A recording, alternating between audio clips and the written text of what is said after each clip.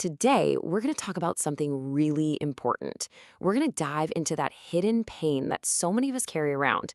But more than that, we're going to explore how to turn that pain into your greatest strength. So let's get into it.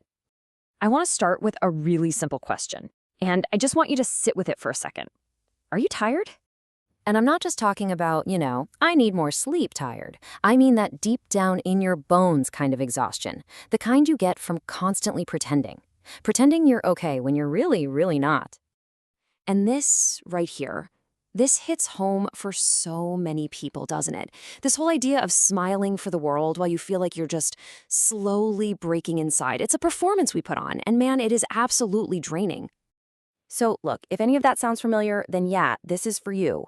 This is for all of us who feel a little bit forgotten on the inside, even when we look like we have it all together on the outside. All right, so let's dig into this a little more.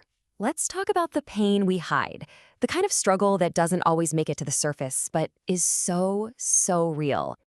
You know who I'm talking about, right? This is for the people who save their tears for when they're alone, when nobody's watching. It's for the ones who seem so strong, the person everyone else leans on. And it's especially for you, if you've been hurt, maybe badly, but you still choose to show up with kindness every single day. Okay, to really get a feel for this, let me tell you a story. Because sometimes a story just clicks in a way that, a simple explanation can't. So there was this girl, and I bet you've met someone like her. She's the one who gave the world nothing but love. Always smiling, always there for her friends. Her social media looked perfect. From the outside, you'd swear she had it all. But what happens when the room goes quiet? When the party's over and she's finally all alone? That's when it would happen. She broke down. And this wasn't just a bad day here and there. Nope, it was every single night. A total collapse under the weight of that happy mask she wore all day. So what was going on inside? Well, deep down, she just felt not good enough, not loved enough, not important enough. Just this core feeling that she wasn't worthy of all the good things she was pretending to have. But here's the thing. The story doesn't end there, in the dark, because something started to change. It started with a little voice, a healing whisper. And this is so important. What is healing, really? It's not about being fixed or never feeling sad again. Healing is the moment you just stop fighting your emotions, the moment you get quiet and start actually listening to them. And that's exactly what happened with the girl in our story. One day, she just stopped running from her feelings. She made a choice to turn around and finally face them. And she said something so simple, but so incredibly powerful to herself. I'm hurting, and it's okay to say it. Just acknowledging it without any judgment.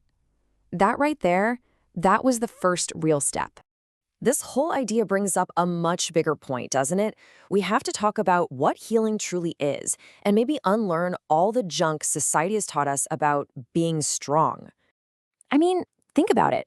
The myth is that if you show emotion, you're weak. But the truth? You just feel things deeply. The myth is you're being dramatic. The truth is you're just crying. You're processing. The myth is that you're broken. But the truth is you're just human. And that's all it is. And you know what? That is beautiful. It's not a flaw. It's not something to hide. It's just beautiful.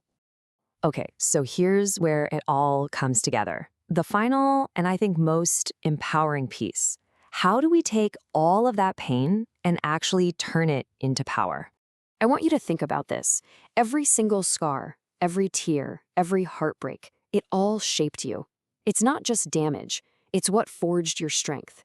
It's kind of like that Japanese art, kintsugi, where they fix broken pottery with gold. The cracks actually make it more beautiful. Your scars, that's your gold. Look, you might have felt like you were completely broken, bent to your absolute limit. But listen to me, you didn't break. You survived. The very fact that you are here right now proves it. So what's the next step? It's forgiveness. And I mean forgiving yourself. First, forgive yourself for staying when you probably should have walked away. You did the best you could back then. Second, forgive yourself for loving too deeply. That's a gift, not a curse. And finally, just forgive yourself for being human, for not being perfect. And please remember this, your past is not your prison. And your pain is not your identity. It's a chapter in your story for sure, but it is not the whole book. You get to write the next one. So, I'm going to leave you with this question. If your past isn't a prison holding you back, but instead it's the foundation you're standing on, what are you going to build now?